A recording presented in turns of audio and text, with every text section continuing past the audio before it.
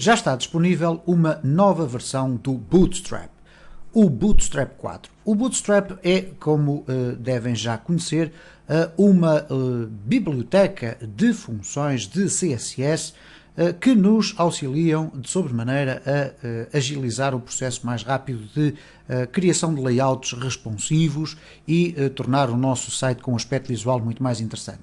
Neste vídeo vamos apenas fazer uma visão geral sobre algumas das novidades do novo Bootstrap. Desde que eu conheci e comecei a utilizar o Bootstrap, verifiquei uma aceleração muito grande no desenvolvimento das minhas páginas web.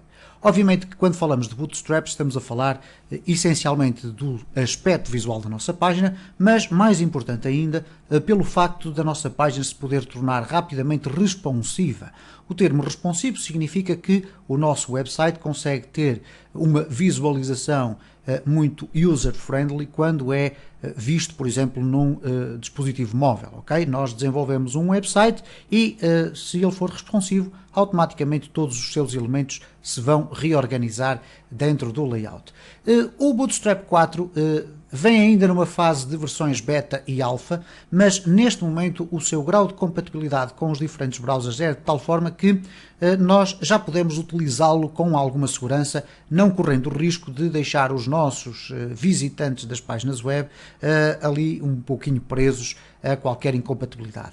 Para aceder ao novo site do Bootstrap, sobre o qual eu obviamente irei falar com maior profundidade numa playlist específica para isso, onde eu irei abordar esta nova versão do Bootstrap de uma forma mais rápida do que relativamente à minha playlist do Bootstrap 3, uma vez que muitos dos elementos do Bootstrap 4 repetem-se, mas de facto há algumas novidades importantes sobre o Bootstrap 4 que convém nós irmos começando a conhecer. Para acederem ao site do Bootstrap é o mesmo site de sempre, getbootstrap.com. Neste momento já aparece a versão 4.0 e por conseguinte anteriormente nós tínhamos a versão 3.3.7. Neste momento temos então a versão 4.0. onde nós temos fundamentalmente tudo aquilo que a versão 3.3.7 tinha em termos de organização da informação. Nós temos aqui um Getting Started, temos a possibilidade de fazer o download dos ficheiros do Bootstrap para o nosso computador, mas se quisermos podemos utilizar uma Content Delivery Network, podemos fazer isso tudo e depois obviamente temos aqui a área da documentação onde nós temos explicado cada uma das funcionalidades do Bootstrap.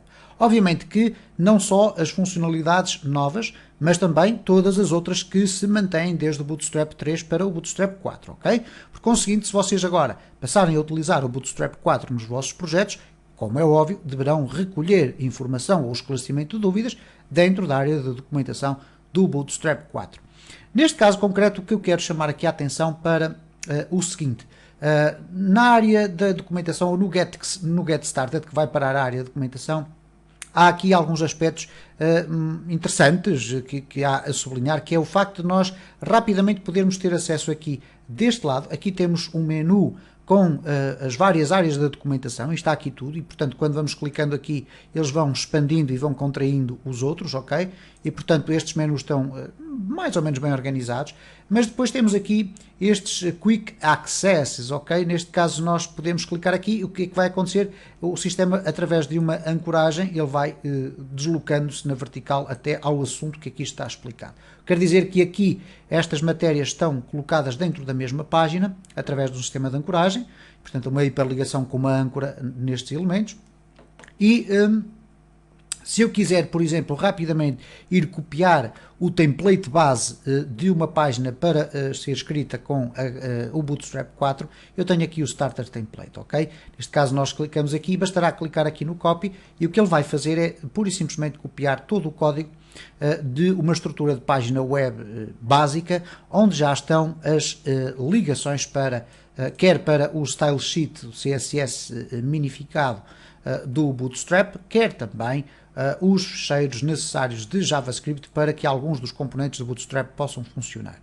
Okay? E portanto é muito interessante. Um aspecto extremamente interessante que eu queria ver se verificava aqui, ok, eu vou aqui fechando, e que é o seguinte, tem a ver com os browsers e os devices. Esta é uma informação que é fundamental quando nós queremos perceber se uma determinada tecnologia pode ou não começar a ser utilizada de forma segura. Acreditando, obviamente, na informação que nos é disponibilizada aqui no site Bootstrap, nós podemos observar que, em termos de compatibilidade no que diz respeito a dispositivos móveis, nós temos o Android, o iOS e o Windows 10 Mobile que está praticamente a desaparecer, mas podemos verificar que de facto existe um suporte já muito alargado para estas plataformas e, portanto, no caso do Android não existe para o Safari, nem o Microsoft Edge é um browser que não existe no Android, e no iOS também não existe, como é óbvio, mas como podem observar em todos os browsers nativos e aqueles que existem, no caso do Chrome e do Firefox, para ambos os sistemas, podem verificar que o Bootstrap 4 já é compatível. No que toca neste caso concretamente aos browsers do desktop, também podem verificar que existe em larga escala um grande suporte para estes browsers. Obviamente que o Internet Explorer é sempre aquele problema da internet, o navegador mais antigo da Microsoft continua a ser um problema para o desenvolvimento de websites, não por causa do facto de nós não podermos criar para Chrome, Firefox, etc., mas porque ainda existem de facto no mercado alguns computadores a funcionar, nomeadamente em empresas que ainda utilizam o Internet Explorer, versões inclusive anteriores até à versão 10, ok? De qualquer das formas, como veem, apenas aqui o Safari é que diz que ainda não é suportado, mas de qualquer das formas vocês podem verificar aqui que existe uma compatibilidade muito grande e, portanto, nós podemos seguramente começar a utilizar esta tecnologia, cujos riscos de termos uma experiência de utilização má estão bastante reduzidos. Alguns destaques que eu vi, e atenção que eu ainda não tive a oportunidade de estar a aprofundar muito todas as alterações. Eu sou um grande utilizador de Bootstrap e eventualmente não utilizo o Bootstrap, obviamente, em toda a sua extensão, mas tiro um imenso partido, por exemplo, do sistema de grid para organizar os meus layouts. E, especificamente relativamente ao sistema de grid, há aqui alterações substanciais que importa referir. Eu fiz inclusive aqui um pequeno exemplo, muito simples, ok? Eu fui copiar o template de Bootstrap, acrescentei aqui apenas uma parte de estilos para criar aqui uma borda, para nós podermos nas classes do Bootstrap perceber qual é o espaço ocupado por cada elemento. E aconteceu esta circunstância aqui. Eu fiz aqui um pequenino exemplo onde eu coloquei 3 colunas dentro de uma linha de Bootstrap. Para quem não sabe, o Bootstrap tem um mecanismo de organização dos layouts através do sistema de grid, em que nós temos a possibilidade de construir por linhas e colunas esse layout. E cada linha pode ter no máximo até 12 colunas. Ora, no Bootstrap 3 nós éramos praticamente obrigados sempre a ter que definir aqui call e depois SM3, etc. Neste caso eu coloquei DM, mas seria SM3, e colocar aqui coisas muito extensas sobre isso. Reparem que eu coloquei aqui, neste caso utilizando o Bootstrap 4, apenas call. Aqui o borda é esta classe que eu aqui tenho para vermos o espaço ocupado. E automaticamente o que o novo sistema de grid faz é adaptar a largura das colunas à quantidade de colunas que eu colocar dentro de uma linha. O que quer dizer que se eu agora for verificar aqui como é que esta página está, nós vamos verificar que temos aqui 3 colunas. Mas se eu eventualmente quiser acrescentar aqui uma outra coluna, ele automaticamente vai adaptar a largura das restantes. Ok? Eu tenho aqui a coluna 4, se eu agora voltar aqui e refrescar, ele vai então conjugar aquelas dimensões todas das colunas. O que é que significa isto em termos de desenvolvimento? É um avanço extraordinário. Porquê? Porque se nós agora quiséssemos colocar uma coluna adicional, iríamos ter forçosamente no Bootstrap 3 mexer nas configurações e nas larguras das outras colunas que iriam coexistir dentro da mesma linha. Ora, nesta circunstância, o que acontece aqui é que automaticamente o Bootstrap encarrega-se de reorganizar o layout, ok? E, portanto, temos aqui algumas inovações muito interessantes. Mas não se fica por aqui, como é óbvio, dentro do sistema de grid do Bootstrap, nós vamos conseguir encontrar aqui mais algumas informações, por exemplo, a utilização de call SCM em vez de call SM3 e call SM4 e 12, etc. Portanto, existem aqui novas formas de nós podermos organizar o nosso layout, existem muitas novidades relacionadas com o sistema de grid, nomeadamente, por exemplo, a introdução do Extra Large, que é o XL, que era uma dimensão que não existia, eventualmente para monitores 4K ou para monitores com maior resolução do que aquela que nós habitualmente teremos atualmente em 1080, que neste caso estamos a falar em 1920 por 1080 pixels. Eventualmente aqui estamos já a falar de elementos maiores, ok? Temos aqui o tal sistema de auto layout columns e, portanto, há aqui muitas informações que com certeza eu irei explorar durante alguns vídeos numa playlist específica para isto e, portanto, há aqui muitas novidades sobre o sistema de grid. Depois, há também algumas novidades noutras áreas, nomeadamente este elemento muito interessante que é o Flex.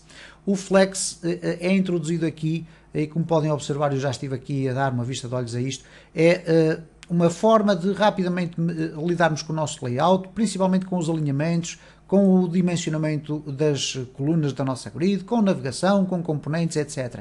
E depois ele vai mostrando aqui como é que estas novas classes podem ser utilizadas. Obviamente eu ainda não tive o tempo suficiente para indagar de uma forma mais aprofundada como é que estes mecanismos funcionam, mas com certeza irei trazer aqui ao meu canal muitas informações sobre isto, principalmente porque elas nos podem trazer aqui uma aceleração, peço desculpa, da forma como nós desenvolvemos as nossas páginas web no que diz respeito à sua responsividade.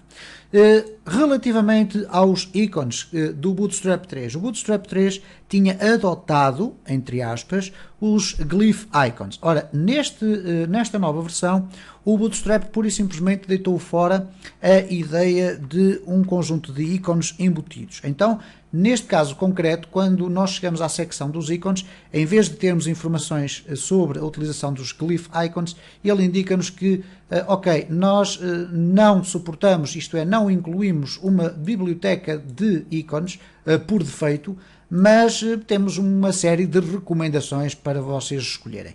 E de facto existem aqui várias opções. O Iconic, o Octicons, o Etipo, o Entipo. O que são estas recomendações? São diferentes fontes de informações de ícones, como vocês viram já no vídeo anterior desta playlist. Eu mostrei o Font Awesome, inclusive nem sequer aqui aparece, tranquilo, não há qualquer problema, mas se vocês abrirem aqui no novo separador qualquer um destes sites, vocês vão verificar que são, de facto, tipos de letra ou fontes que podem ser descarregadas ou usadas através de CDN e contêm ícones que vocês podem utilizar exatamente da mesma forma como é utilizado o Font Awesome. Portanto, também muito interessante. Para fechar este vídeo mais informativo e de despertar de atenção para o Bootstrap, eu quero chamar a atenção para algo que não só diz respeito ao próprio novo Bootstrap, mas que também vai fazer parte aqui do meu canal, e que é a adoção por parte do Bootstrap do Sass. O Bootstrap 3 estava mais relacionado com a utilização do Less.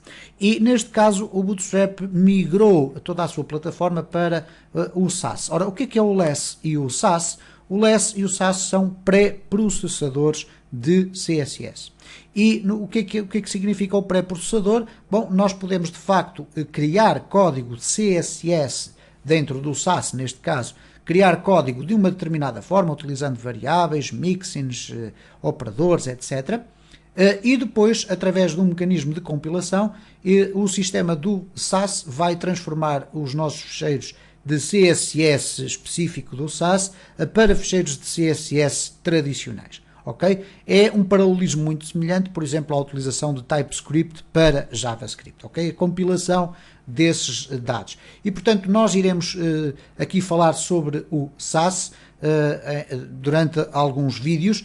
Não sei se dentro desta playlist, eventualmente sim dentro desta playlist, porque eu não irei aprofundar muito o Sass, irei apenas falar sobre os elementos fundamentais do Sass, com exemplos, obviamente. Vamos fazer aqui pequenos exercícios para mostrar a utilidade do Sass. Neste momento eu já utilizo Uma utilidade muito básica do Sass, que é a possibilidade de nós usarmos variáveis dentro do nosso código de CSS, por exemplo, para definirmos cores, tamanhos de letra, etc. Eu já utilizo isso porque se justifica, por exemplo, em ficheiros de CSS mais extensos e, portanto, nós podemos colocar ali as nossas variáveis todas no topo e depois automaticamente o mecanismo de compilação vai colocar o valor dessas variáveis no local onde nós as identificarmos. Tudo isto é extremamente interessante, bastante apelativo. Como sabem, existem imensas plataformas e tecnologias para trabalharmos na web. Esta é uma das mais conhecidas no que diz respeito a CSS e com certeza que nós iremos trazer aqui exemplos sobre ela e também sobre a utilização de Sass.